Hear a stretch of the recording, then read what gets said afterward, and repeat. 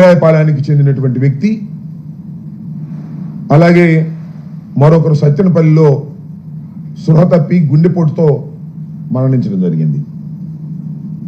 ఈ చీలి సింగయ్య మాత్రం యాక్సిడెంట్ జరిగి మరణించాడనేది ఆ రోజునే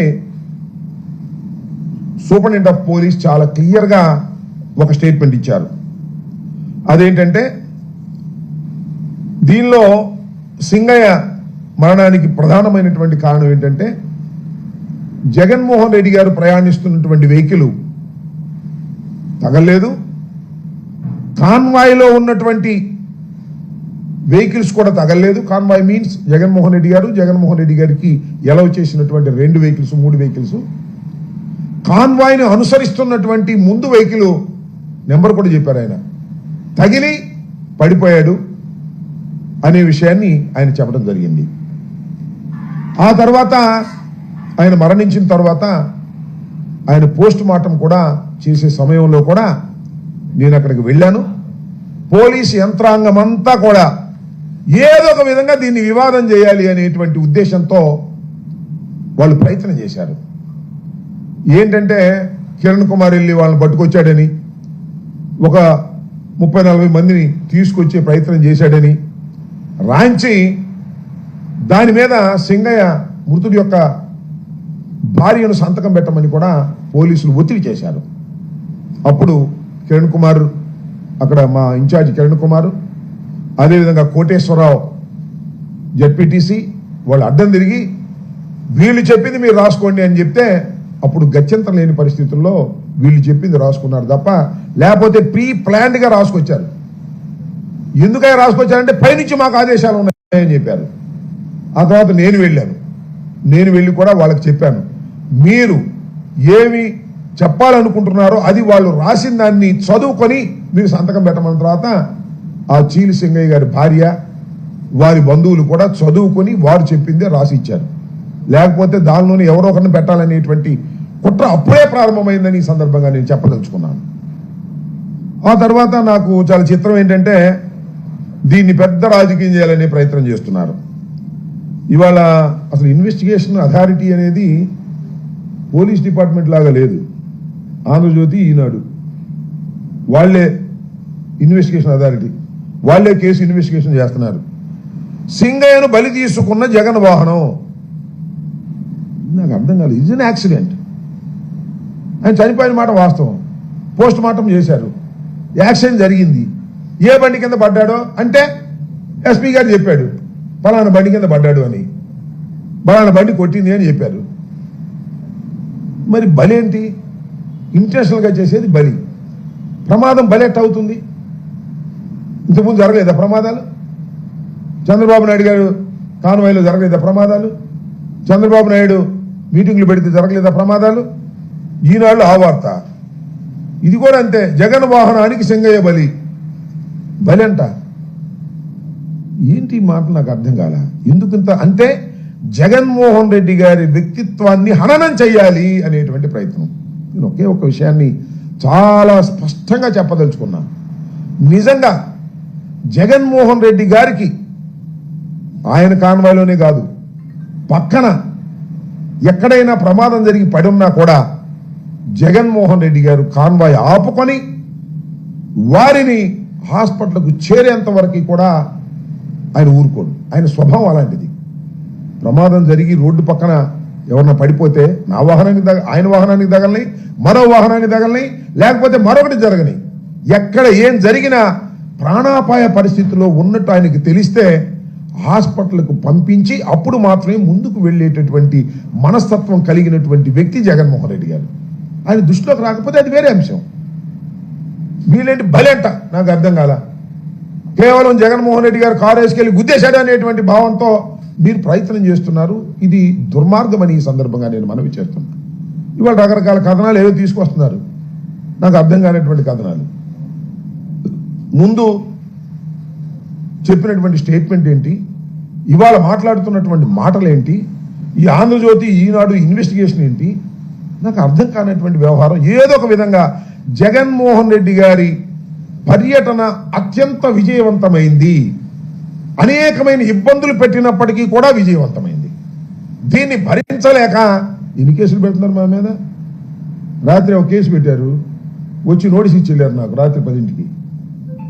అనేక మంది మీద, పల్నాడులో ఉన్నటువంటి వైఎస్ఆర్ కాంగ్రెస్ పార్టీ నాయకుల మీద, సుధీర్ భార్గవ రెడ్డి మీద కేసు పెట్టారు, గోపిరెడ్డి గారి మీద కేసు పెట్టారు.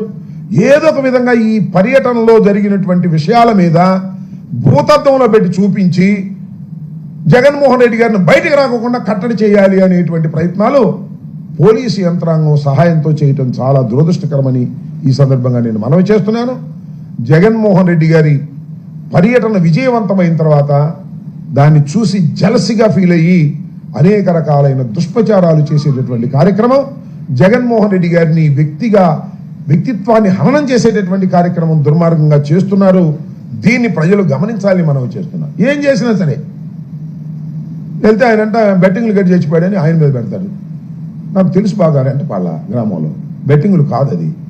ఈ రకంగా దుష్ప్రచారం, జగన్మోహన్ రెడ్డి గారి ప్రచారం, జగన్మోహన్ రెడ్డి గారి పర్యటన బ్రహ్మాండంగా ఊహకందని విధంగా జరిగితే దాన్ని భరించలేక ఈ విధమైన నీచమైన తప్పుడు ప్రచారాలు చేయటం చాలా దురదృష్టకరమని ఈ సందర్భంగా నేను మనవి చేస్తున్నాను. ఇట్ ఈస్ ఎన్ యాక్సిడెంట్ జరిగింది, దురదృష్టకరం. అతను ఎవరో కాదు, మా కార్యకర్త. జగన్మోహన్ రెడ్డి గారు అంటే తీవ్రమైన అభిమానం కలిగినటువంటి వ్యక్తి. అందుకనే ఆయనకు 10 లక్షల రూపాయల ఆర్థిక సహాయం ఇమీడియట్ గా జగన్మోహన్ రెడ్డి గారు చేశారు. మేమందరం వెళ్ళి ఆ కుటుంబాన్ని పరామర్శించాం. పోలీసులు వారిని ఏదేదో చెప్పమంటే వారు చెప్పం, మేము జరిగిందే చెప్తామని వాళ్ళు స్పష్టంగా చెప్పారు. దురదృష్టవశాత్తు చీలి సింగయ్య మరణం మాకు కూడా తీవ్రమైన నష్టాన్ని కలిగించినటువంటి, బాధ కలిగించినటువంటి అంశం అని కూడా ఈ సందర్భంగా నేను మనవి చేస్తాను. ఇలాంటి వాటిని అడ్డం పెట్టుకొని జగన్మోహన్ రెడ్డి గారి వ్యక్తిత్వాన్ని హననం చేయడానికి ప్రయత్నం చేస్తే మాత్రం అది దుర్మార్గమని ఈ సందర్భంగా నేను మనవి చేస్తున్నాను. ఇప్పటికైనా తెలుగుదేశం పార్టీ, అదేవిధంగా ఈ ఈనాడు, ఆంధ్రజ్యోతి సక్రమంగా ఆలోచించాలి. ప్రమాదం చెప్తే ఫ్యాక్ట్స్ రాయని తప్పలేదు. బలి అయిపోయారు, జగన్మోహన్ రెడ్డి గారి మీద బురదల్లే కార్యక్రమాలు చేయటం చాలా దురదృష్టకరమని కూడా ఈ సందర్భంగా నేను చెప్పదలుచుకున్నాను. ఓకే,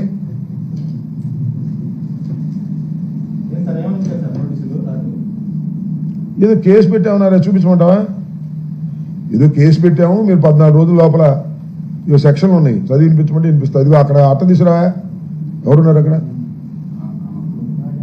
ఆనంద్ దాని మీద కట్టలు తీసినప్పుడు రాత్రి ఇప్పుడు మా మీద ఏ రకమైన కేసులు పెడుతున్నారంటే, అక్కడ ఏదో కట్టలు ఉంటుంది తీసుకురా, టేబుల్ మీద 2 ఉంటాయి తీసుకురా పైన. మా మీద ఏదో చాలా కేసులు పెట్టారన్నారు, ఎన్ని కేసులు పెట్టారో తెలియదు కానీ రాత్రి మాత్రం నాకు కానిస్టేబుల్స్ వచ్చి they have given a notice, Nagarampalem police స్టేషన్లో మీ మీద కేసు రిజిస్టర్ చేశాము. నాకే కాదు చాలా మందికి ఇచ్చారు. ఇదిగో నోటీస్. నేను కూడా ప్లేటర్ లాగా అన్ని తయారు చేసుకుంటున్నాం. ఏం చేయాలి మేము? ఈ ప్రభుత్వం వచ్చిన తర్వాత ఇక మేము కేసులు ఎదుర్కొనే కార్యక్రమంలోనే ఉన్నట్టుగా కనిపిస్తూ ఉంది. వాళ్ళు ఇదిగో ఈ కేసు దర్యాప్తు కాలమునందు గాని కోర్టు నందు కేసు పెండింగ్లో ఉండు సమయంలో గాని అవసరమైన సందర్భంలో కోర్టు వారు ఎదుట లేదా దర్యాప్తు అధికారి ఎదుట హాజరు కావాలను. మీరు ఈ నోటీసు ముట్టిన 14 దినముల్లో నగరంపాలెం పోలీస్ స్టేషన్ గుంటూరు జిల్లా నందు ఈ దిగువ సంతకం చేసిన అధికారి ఎదుట హాజరై మీ గుర్తింపు తెలుపు పత్రమును దాఖలుపరచవలెను. పైన తెలిపిన ఏ విధమైన షరతులు మీరు ఉల్లంఘించిన ఎడల కోర్టు వారి అనుమతితో మిమ్మల్ని అరెస్ట్ చేస్తాం. కోర్టు వారి అనుమతి తీసుకుని అరెస్ట్ చేస్తామన్నారు. ఈ సెక్షన్లో కూడా చెప్తాను. The crime number 227 of 25 Nagarampalem police station under section 223, 226 clause 2, 189 clause 2 read with 190 BNS 32 police act.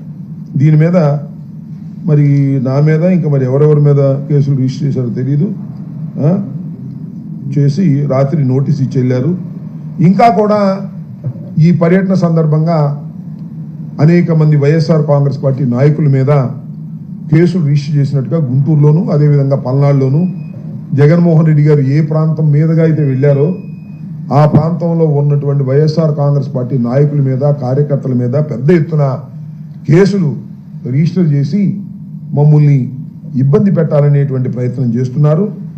నిజానికి చాలామంది ఏంటండి ఈ కేసులని ఐపీఎస్ అధికారులు కూడా ఎన్ని ఫాల్స్ కేసెస్ కదా అనేటువంటి భావన చాలామంది ఐపీఎస్ అధికారులు కూడా ఉంది. కానీ కొంతమంది ఐపీఎస్ అధికారులు మాత్రం మన లోకేష్ గారి ఆఫీస్ నుంచి టచ్లో ఉంటున్నారు. దానిలో మన గుంటూరు జిల్లాకు సంబంధించినటువంటి ఐపీఎస్ ఆఫీసర్ గారు ఐజీ గారు సర్వశ్రేష్ఠ త్రిపాఠి గారు ఆయన ప్రత్యేకంగా వైఎస్ఆర్ కాంగ్రెస్ పార్టీ నాయకుల మీద ఫాల్స్ కేసెస్ పెట్టి ఏ విధంగా అయితే వైఎస్ఆర్ కాంగ్రెస్ పార్టీని అణచాలి అనేటువంటి డ్యూటీని ఆయన చేస్తున్నాడు. ఆయన డ్యూటీ ఏం చేయాలి? లా అండ్ ఆర్డర్ కాపాడాలి. ఎక్కడైతే చట్టం ఫెయిల్ అవుతుందో అక్కడికి వెళ్ళి ప్రయత్నం చేయాలి. ఆ పనిలో లేడు ఆయన. అంబటి రాంబాబు గారి మీద కేసు పెడదామా, లేకపోతే భార్గవరెడ్డి మీద కేసు పెడదామా, లేకపోతే గోపిరెడ్డి మీద కేసు పెడదామా, అప్పిరెడ్డి మీద కేసు పెడదామా? ఎందుకు అంటున్నాడు ఆయన? లోకేష్ గారి ఆఫీస్ నుంచి ఆయనకి ఫోన్లు వస్తాయి, ఆ డ్యూటీ చేస్తున్నాడు. మేము తప్పు చేస్తే నేరం చేస్తే కేసులు పెట్టండి, మాకేం అభ్యంతరం లేదు. మమ్మల్ని రాజకీయంగా ఆచాలని ప్రయత్నం చేస్తారండి పోలీసులు. నాకు అర్థం కాలేదు. మీరు చేయాల్సింది ఏంటి? ఐజీ కానీ ఎస్పీ కానీ డిఐజీ కానీ చేయాల్సింది ఏంటి? ఖచ్చితంగా రాష్ట్రంలో శాంతి భద్రతలు కాపాడాలి. అది కాదు వాళ్ళ పని. రాష్ట్రంలో వైఎస్ఆర్ కాంగ్రెస్ పార్టీని అణచాలి. జగన్మోహన్ రెడ్డి గారిని టూర్ వెళ్ళనీయకూడదు. జగన్మోహన్ రెడ్డి గారి టూర్లు ఏదైనా జరిగితే దాన్ని భూతత్వం పెట్టి చూపించాలి, భయపెట్టాలి. జగన్మోహన్ రెడ్డి గారు టూర్కి వెళ్తే అక్కడ వచ్చిన జనం మీద అందరి మీద కేసులు పెట్టాలి. ఒకసారి కేసులు పెడితే ఇక్కడ రాకుండా పోతారు. అంటే సర్వశ్రేష్ఠ త్రిపాఠి గారు ఐజీ గారు వైఎస్ఆర్ కాంగ్రెస్ పార్టీని అణచడం కోసం ప్రత్యేకమైన డ్యూటీ తీసుకున్నాడా? నాకు అర్థం కాలేదు. What is this? Being an IPS officer, senior officer. ఇది నేను చెబుతున్న మాట కాదు, పోలీసులే చెబుతున్నారు మాకు ఆ మాట.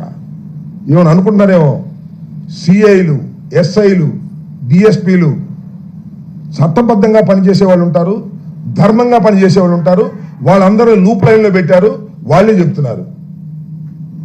మా ఎస్పీలే మమ్మల్ని అంటలేదండి, వాళ్ళు చట్ట ప్రకారం మమ్మంటున్నారు. మా ఐజీ గారు మాత్రం మాకే ఫోన్ చేసి చట్ట వ్యతిరేకంగా వెళ్ళండి, కేసులు పెట్టండి అని అంటున్నారు. ఏమిటి అన్యాయం? ఆలోచించుకోమని కూడా ఈ సందర్భంగా మనవి చేస్తున్నాను. మీరు కేసులు పెడితే కేసులు భయపడతాం అనుకోమాకండి. మీ కేసుల్ని చట్ట ప్రకారం ఎదుర్కొంటాం. వెనుదిరిగే ప్రశ్న కూడా లేదు. రాత్రి వచ్చి నోటీస్ ఇచ్చెళ్ళారు, నోటీసులు ఇవ్వండి, లేకపోతే లోపల పెట్టండి. చేసేది ఏంటంటారా? మేము చేయగలిగింది ఏంది? రాజకీయాలు పారిపోవాలా? మీ దెబ్బకి మీరు కేసులు పెడుతున్నారని భయపడి రాజకీయాలు పారిపోవాలా? చిన్నప్పటి నుంచి రాజకీయాల్లో ఉన్నటువంటి వ్యక్తులు లోపల పెట్టి కుమ్మేస్తారా? జైల్లో పెట్టేస్తారా? ఏమిటి అన్యాయం అంటున్నా? కాకి బట్టలు వేసుకోండి, పచ్చ చొక్కాలు వేసుకోమాకండి లోపల. ఇది సరైనటువంటి విధానం కాదని మనం చేస్తున్నా. ఇలాంటి మీ పోలీస్ బెదిరింపులకి బెదరడానికి సిద్ధంగా లేవు. మేము రౌడీలం కాదు, సంఘ వ్యతిరేక శక్తులం కాదు, రాజకీయ పార్టీ కార్యకర్తలు, ప్రజాసేవ కోసం రాజకీయాల్లోకి వచ్చాను తప్ప మరో దానికోసం రాలేదని కూడా ఈ సందర్భంగా నేను చెప్పదలుచుకున్నా. ఏదో మమ్మల్ని రౌడీలు బెదిరించినట్టు, జేబు దొంగలు బెదిరించినట్టు, దొంగలను బెదిరించినట్టు మమ్మల్ని బెదిరిస్తారా మీరు? మేము దొంగలమా? జేబులు కొట్టేవాళ్ళమా? రౌడీలమా? రౌడీ మామూలు వసూలు చేసేవాళ్ళమా? మేము ప్రజాసేవ కోసం రాజకీయాల్లోకి వచ్చాం. ఆ క్రమంలో మేము ముందుకు వెళ్తున్నాం. ఎక్కడైనా పొరపాటు జరిగితే పెట్టండి కేసులు, వీ కెన్ ఫేస్ ఇట్. కానీ కావాలని లోకేష్ బాబు చెబితే కేసులు పెట్టేస్తారా? ఎవరి మీద పెట్టాలి? మీద చదువుకున్న వాళ్ళం అండి మేము. డాక్టర్ మీద కేసు పెట్టారు, నాన్ బెయిలబుల్ కేసు. ఇవాళ సుధీర్ భార్గవ రెడ్డి మీద, డాక్టర్ శ్రీనివాస్ రెడ్డి మీద కేసు పెట్టారు. ఏంటిది? రోజులు ఎప్పుడు ఇలాగే ఉంటాయి అనుకున్నారా? అయిపోయింది సంవత్సరం. గుర్తుపెట్టుకోండి. యాక్సిడెంట్ జరిగితే దానికి జగన్మోహన్ రెడ్డి బయలు చేశాడంటారా? జగన్మోహన్ రెడ్డి గారి వ్యక్తిత్వాన్ని హననం చేస్తారా? జగన్మోహన్ రెడ్డి ఎలాంటి వాడు? ఎక్కడైనా ఆయన కారు కాదు, ఎవరి కారు కన్నా తగిలినా కూడా అక్కడ ఆగి వాళ్ళని ఇమీడియట్ గా హాస్పిటల్కి పంపించేటటువంటి మానవతా దృక్పథం కలిగినటువంటి జగన్మోహన్ రెడ్డి గారి మీద మీరు ఇష్టం వచ్చినట్టు కేసులు పెట్టాలని ప్రయత్నం చేస్తున్నారు. మా మీద ఇష్టం వచ్చినట్టు కేసులు పెట్టాలని ప్రయత్నం చేస్తున్నారు. జాగ్రత్త అని మనం చేస్తున్నా. కాకి బట్టలు వేసుకొని చట్ట ప్రకారం వ్యవహరించండి తప్ప కాకి బట్టల ముసుగులో పచ్చ చొక్కాలు వేసుకొని మీరు ప్రవర్తిస్తే మేము దేనికైనా సిద్ధంగా ఉన్నామని కూడా ఈ సందర్భంగా నేను చెప్పదలుచుకున్నాను. న్యాయస్థానాలు ఉన్నాయి ఇక్కడ ప్రజాస్వామ్య దేశంలో. మీ ఇష్టం కాదు, మిలిటరీ పరిపాలన కాదు, పోలీస్ పరిపాలన కాదు. చట్టబద్ధమైన పరిపాలన, రాజ్యాంగ ప్రకారం జరుగుతున్నటువంటి పరిపాలన. ఒక వ్యక్తిని అరెస్ట్ చేయాలంటే కొన్ని ప్రొసీజర్స్ ఉంటాయి. అన్ని ప్రొసీజర్స్ ని మీరు వైలేట్ చేసి మీరు అరెస్ట్ చేస్తున్నారు, రిమాండ్కి పంపుతున్నారు. చూస్తాం వాటి సంగతి కూడా రాబోయే కాలంలో అని కూడా ఈ సందర్భంగా నేను చెప్పదలుచుకున్నాను. ఇలాంటి పిచ్చి పిచ్చి బెదిరింపులకు బెదరడానికి వైఎస్ఆర్ కాంగ్రెస్ పార్టీ నాయకులు కార్యకర్తలు సిద్ధంగా లేరని కూడా ఈ సందర్భంగా నేను చెప్పదలుచుకున్నాను.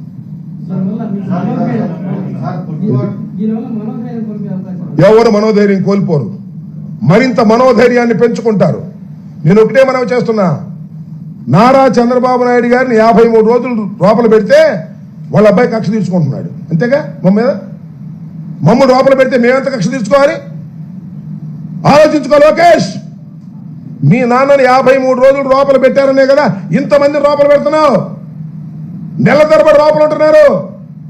వాళ్ళ కుటుంబాలన్నీ కక్ష పడితే నీ పరిస్థితి ఏంటో ఆలోచించుకో. మమ్మల్ని కక్ష పెట్టి లోపల పెట్టిస్తావా? మనోధైర్యాన్ని ఈషన్ మాత్రం కూడా కోల్పోయే పని లేదు. మనోధైర్యాన్ని కోల్పోయే వాళ్ళు రాజకీయాల్లోనే ఇవాళ లోకేష్ రెడ్ బుక్ రాజ్యాంగంలో ఉండటానికే వీల్లేని పరిస్థితి. మనోధైర్యంతో ఉన్నవాళ్లే ఇవాళ రాజకీయాల్లో ఉండాలని నిర్ణయించుకున్నాం. మా మనోధైర్యాన్ని కోల్పోము. ఈ క్రమంలో ఈ పోలీసు వారు పచ్చ చొక్కాలు వేసుకొని పరిపాలన చేసే పోలీసులు కొంతమంది, అందరినీ అన్నాం, వాళ్ళు చేసే క్రమంలో, మా మీద కేసులు పెట్టే క్రమంలో, మమ్మల్ని అరెస్ట్ చేసే క్రమంలో, మమ్మల్ని హింసించే క్రమంలో ఏమైనా సిద్ధం, దానిలో సందేహం లేదు. నెల రోజులు పెట్టుకుంటారా, సంవత్సరం పెట్టుకుంటారా, జగన్మోహన్ రెడ్డి గారి లాగా 16 ఏళ్ళు పెట్టుకుంటారా, జైల్లో పెట్టుకోండి, చూస్తాం సంగతి ఏంటో. జైల్లో ప్రాణాలు పోతాయా చూస్తాం, అది కూడా. ఏంటి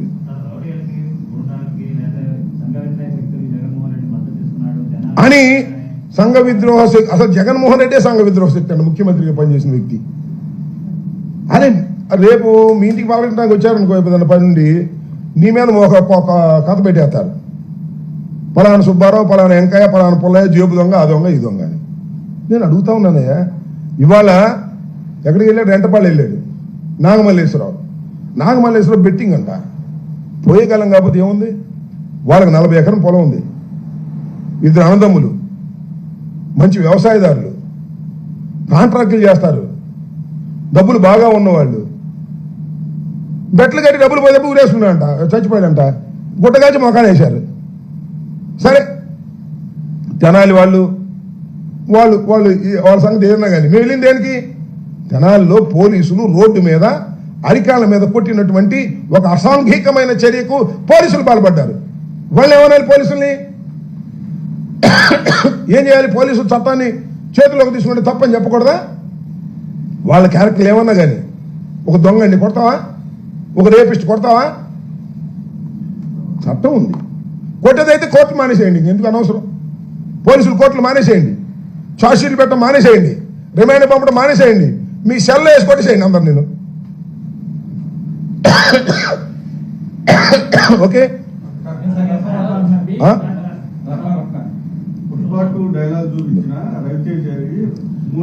ఏందండి నాకు అర్థం కాలేదు. ఎస్ నేను చెప్తాను. రఫా గురించి మీరు కూడా అడిగేది. మొన్న రేవంత్ రెడ్డి ముందే మాట్లాడాయా? ఎవరు? అల్లు అర్జున్ ఒక సినిమా డైలాగ్ చెప్తానండి అని రేవంత్ రెడ్డి దగ్గర చెప్పాడు. రఫా రఫా రఫా అని చెప్పాడా లేదా? కేసు పెట్టమని అతను. నేను చెప్తాను, నేను చెప్పేది నబ్బా, అది కూడా చెప్తాను. ఒక సినిమా డైలాగ్ని ఒకడెవడో అమాయకుడు కానీ ఇన్మేచుడు కానీ అటు పట్టుకున్నాడయ్యా, అదేమి రైట్ అని నేను అంటలా. అసలు నేను ఇక్కడ ఆలోచించాల్సింది ఏంటంటే, అనేది ప్రీ ప్లాన్గా పెట్టించామని నేను, జగన్ గారు, లేకపోతే ఆయన పేరేంటి సజ్జల భార్గవరెడ్డి, మేమే రాసి వాడిని పట్టుకోరా అని చెప్పామని చెప్పించారు. వాడి చేత, ఆ కుర్రోడి చేత భార్గవరెడ్డి పేరు చెప్పించారు, సుధీర్ భార్గవరెడ్డి పేరు చెప్పించారు, కావాలని చెప్పించి ఆయన పెట్టారు. మేము చెబుతామండి ఆ పనులు, మేము చేస్తామండి ఆ పనులు. సరే నేను అడుగుతున్నా, ఒక అమాయకుడు, ఇంకో విషయం తెలుసా మీకు? మీ పేరు చెప్పను ఇప్పుడు, అందుకే పేరు చెప్తే తేడాలు వస్తున్నాయి. ఏమో తెలుసా? అతను తెలుగుదేశం అన్నారు, తెలుగుదేశం సభ్యత్వం ఉందంట. అంటే తెలుగుదేశంలో సభ్యత్వం ఉన్నవాడే సంవత్సర కాలం పరిపాలన తర్వాత రఫ రఫ రఫ అని పెట్టాడంటే ఏంటి? మీరు ఎక్కడికి పోతున్నారు? మీ ప్రభుత్వం ఒక కుర్రవాడు తెలుగుదేశం సభ్యత్వం ఉండి రఫ రఫ కోసేస్తాం అంటుండే మీ కార్యకర్త అంత తిరగబడ్డాడంటే మీరు ఎక్కడికి పోతున్నారా లోకేష్? ఎక్కడికి పోతున్నారా చంద్రబాబు?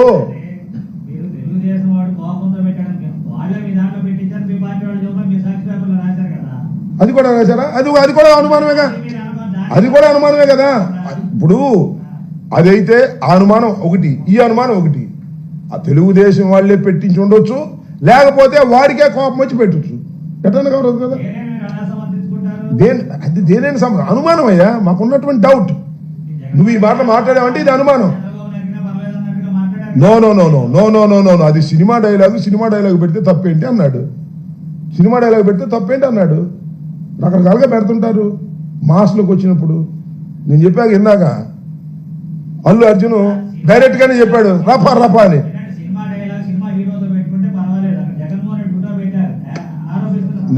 నువ్వు చూడయ్యా, నువ్వు చూడు బాలకృష్ణ ఫోటోలు పెట్టి, బాలకృష్ణ చంద్రబాబు ఫోటోలు వేసి ఇవన్నీ చూపించడానికి ఇప్పుడు టైం లేదే. సమాజంలో ఇలాంటివన్నీ జరుగుతున్న మాట వాస్తవం. వాటిని ఎవరు సమర్థించరు. నెంబర్ 1. ఇది జరిగినటువంటి పరిస్థితులను బట్టి అతను తీసుకెళ్లి ఆ కేసు ఏం కేసు పెట్టారండి నాకు అర్థం కాదా? రిమాండ్ పెడతారా? సరే, దీనిలో కాంట్రవర్షి ఉంది. నువ్వు అన్నట్టు వాడు తెలుగుదేశం అని ఒకళ్ళు కాదు, వైసీపీలో చేయడం ఒకడు. This the controversial. We can't say, we can't know. మనకు తెలియదు. ఇంకా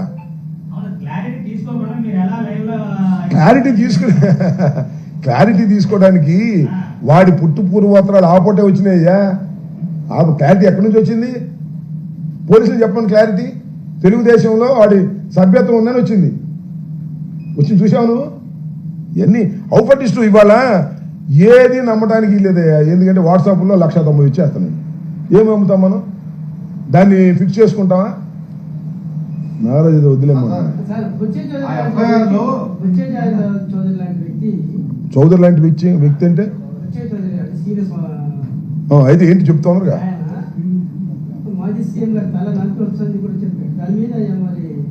ఆయన బుచ్చి చౌదరి కాదు, పిచ్చి చౌదరి. ఇవాళ నరకాలు అంటాడు, రేపు కొరకాలు అంటాడు. వయసు పెరిగిపోయింది కదా, బుర్రపోయింది. అది జగన్మోహన్ రెడ్డి గారు ఎక్కడ నరకాలు అన్నాడంటే నాకు అర్థం కాదా. వాడి సందర్భంలో ఏమన్నాడు ఏంటని తెలుసుకున్నాడు, అంతే కదా. దానిలో తప్పేంటి? సినిమా డైలాగ్ కదా అన్నాడు. ఆయనకున్న ఆ స్పాంటేనియస్ దానికంటే జగన్మోహన్ రెడ్డి గారు మెరకాయ నరికేస్తాడా కొరికేస్తాడా ఈ పిచ్చి చౌదరి బుచ్చి చౌదరిని? పిచ్చెక్కినట్టుగా ఉంది అతనికి. ఆయన ఫ్రస్ట్రేషన్లో ఉన్నాడులే.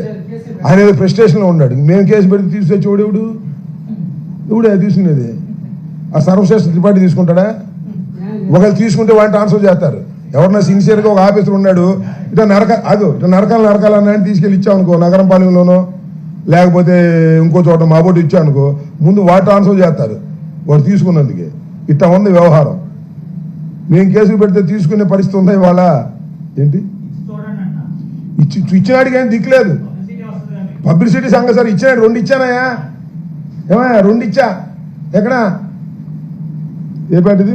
పట్టాపురం పోలీస్ స్టేషన్లో కిరాక్ ఆర్పీ మీద, సదరు కిరాక్ ఆర్పీ గారి మీద, శ్రీ కిరాక్ ఆర్పీ గారి మీద, శ్రీ ఆయన పేరేంటి, సీమ రాజా మీద 2 కంప్లైంట్స్ ఇచ్చా. బుష్ నా మీద కేసులు పెడుతున్నారు.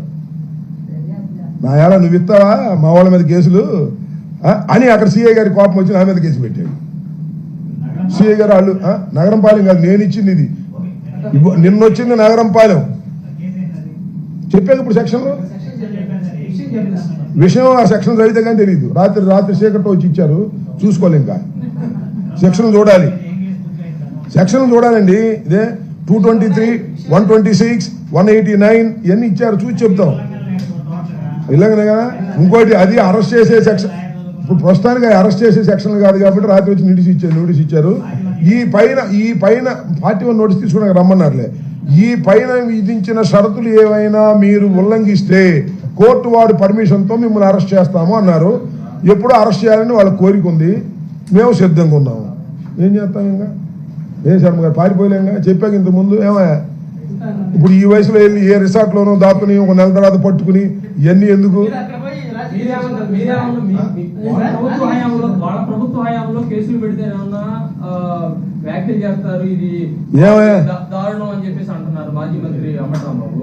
ఆ టైంలో పల్నాడు ఎస్పీ రవిశంకర్ రోడ్డు మీద కొట్టుకొట్టాడు. నీకు దండం పెడతావా? మేము ఇన్ని కేసులు పెట్టామంటా, మేము ఇంతమంది లోపల వేసామంటా? ఎవరో కొన్ని కేసులు పెట్టారు, ఇన్ని కేసులు మేము పెట్టామా చెప్పండి? జగన్మోహన్ రెడ్డి గారు, అది కాదు మన ఈయన పేరేంటి, చంద్రబాబు నాయుడు గారు ప్రచారానికి వెళ్తే మేము కేసులు పెట్టామా? కేసులు పెట్టకుండా లేవు, చట్ట ప్రకారం పోలీసులు కేసులు పెట్టారు. ఇన్ని నెలలు ఎవడైనా ఉన్నాడా చెప్పండి? ఆయన ఎవరో ఉన్నాడు, ఆయన పేరేంటి, వ్యవసాయ శాఖ మంత్రి గారు జైల్లో ఉన్నాడా, హాస్పిటల్లో ఉన్నాడు బారు ఫైల్స్ అని. ఎన్ని ఇవాళ ఒక ప్లాన్డ్ గా కుట్రగా నన్ను అరెస్ట్ చేయరు. అప్పుడే నేను 4-5 నెలల దాకా బయటికి రాకుండా ఉండే కేసులు అన్ని పేర్చిన తర్వాత అరెస్ట్ చేస్తారు. నాకు తెలుసు ఆ విషయం. ఎవరు వాయిస్ కేసులు పెట్టిన కొద్దికి పెరిగిద్ది, వాయిస్ కేసులు పెట్టిన కొద్దికి నా వాయిస్ పెరిగిద్ది. అర్థమైందా? నా బాధ, నా ఆవేదన పోలీసు వ్యవస్థ మీద కాదు, పోలీసుల మీద కాదు, పోలీసుల్ని ప్రయోగిస్తున్న ప్రభుత్వ విధానం మీద. ఆ క్రమంలో పోలీసు వారి మీద కూడా మేము కేసులు పెడతాం క్రమం వచ్చినప్పుడు. Police are the toys in the hands of Lokesh. అలా టాయ్స్ గా పనిచేసే వాళ్ళు మాత్రమే ఉంటున్నారు, కడమ వాళ్ళని షిఫ్ట్ చేసేస్తారు. కొంతమంది సిన్సియర్ ఐపీఎస్ ఆఫీసర్ ఉన్నారు పాపం, వాళ్ళ మాట సీఏలు వినడానికి లేదు. ఇంటే మన సర్వశ్రేష్ఠ త్రిపాఠి గారు ఒప్పుకోడు. ఆయన దగ్గర నుంచి ఫోన్ వస్తుంది డిఎస్పీ గారి దగ్గర నుంచి. డిఎస్పీ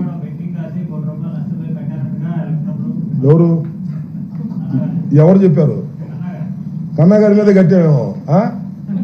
ఇంకా నయం, నేను ఆత్మహత్య చేసుకోవాలి 1 కోటి రూపాయల కోసం, నన్ను భావిస్తాను రమ్మని. కన్నా చెప్పాడా? ఎప్పుడు? కన్నాకి వయసు రీత్యా బుచ్చి చౌదరి లాగా బుర్రపోయినట్టుంది. మనం ఏం చేస్తాం? అట్లా కాదండి, నీ ఓడి గుర్తుపెట్టుకో అబ్బాయి, పెట్టుకోమని ఒక కేసు పెట్టుకోమని బెట్టింగ్ కట్టానని కన్నా లక్షణాన్ని రిపోర్ట్ ఇవ్వమను. కాదండి, కన్నా లక్షణాన్ని ఆయనకి తెలిసిన ఫ్యాక్ట్స్ మీద ఒక రిపోర్ట్ రాసి మన సర్వశ్రేష్ఠ త్రిపాఠి గారికి ఇవ్వమని నేను కేసు కడతాను నా మీద. అంతేగా, కన్నా కూడా వయసు పెరిగిన తర్వాత బుర్రపోయినట్టుంది బుచ్చి చౌదరి లాగా. నేను బెట్లు కట్టడం ఏంటి, కోటి పోవటం ఏంటి, ఇంకా ఊరేసుకోకుండా ఉండటం ఏంటి, లేకపోతే మందు దాకుండా ఉండటం ఏంటి, నన్ను పలచడం రా, ఎన్ని కథలు చెప్తారు రేపేదన్నా. ఏందో పిచ్చి మాటలు, పిచ్చి కథ. ఇదిగో కన్నా లక్ష్మీనారాయణ గారి గురించి, వాళ్ళ అబ్బాయిల గురించి మాట్లాడదలుచుకుంటే చాలా ఉంది. సందర్భం వచ్చినప్పుడు మాట్లాడతా. ఇంకోసారి కనుక్కో నేను బెట్ ఎక్కడ కట్టానో, లేకపోతే కంప్లైంట్ ఏంటో తీసుకెళ్ళి ఇవ్వమను. Okay right. పెట్టినా మన కేసులు